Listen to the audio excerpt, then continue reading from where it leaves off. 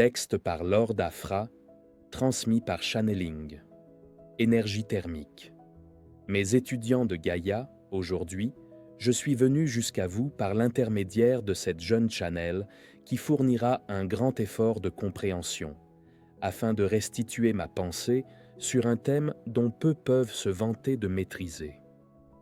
Je vais tenter de vous expliquer les propriétés quantiques de l'énergie que nous trouvons à travers la vie.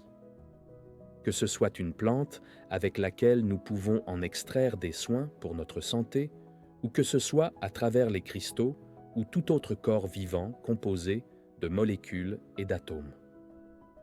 L'énergie interne d'un corps est les molécules et les atomes en agitation permanente.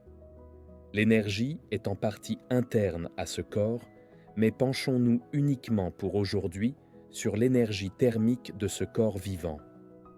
Grâce à l'agitation de ces particules, une substance se créait appelée sur Gaïa énergie. D'autres l'appellent l'âme de la plante ou du minéral. Il ne faut pas tout mélanger. L'énergie est un principe, l'âme en est un autre. Pour beaucoup de scientifiques terriens, l'équilibre doit être atteint lorsque la température des corps vivants s'équilibre.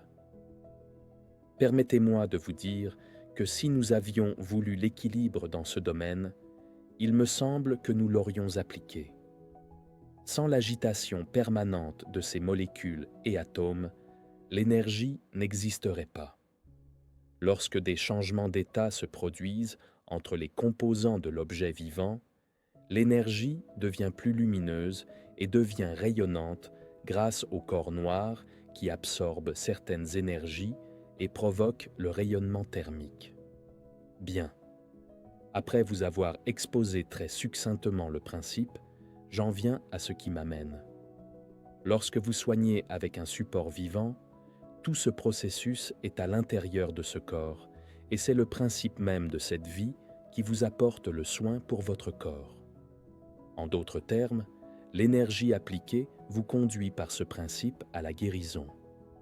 Voilà pourquoi vous ne devez changer en rien la nature qui vous propose la vie. L'énergie miraculeuse s'explique par ce principe. Lorsque vous êtes soigné avec les mains, je parle là des vrais soignants qui se sont penchés sur des doctrines sérieuses. D'après vous, où prennent-ils l'énergie?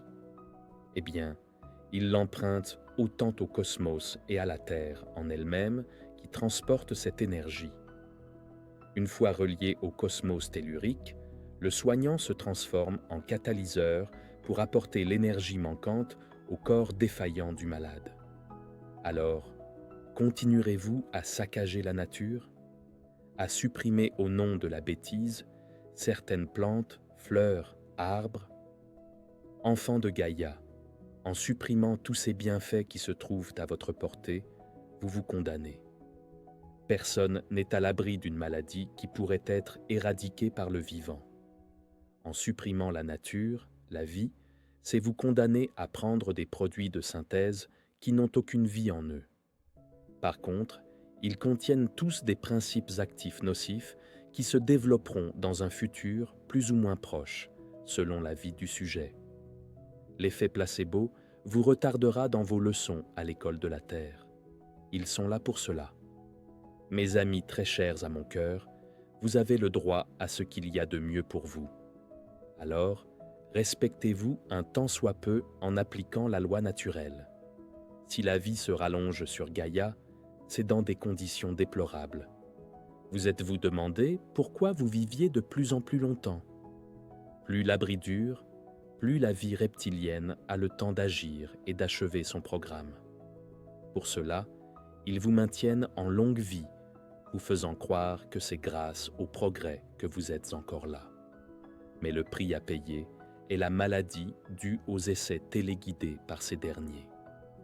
Bientôt, leur règne s'achève sur ordre du roi des rois. Alors, par le principe de la vie, continuez à lutter contre l'agissement conscient ou pas des êtres non évolués et dévoués à la destruction du lieu de vie qu'est la Terre. Merci de votre écoute et à bientôt.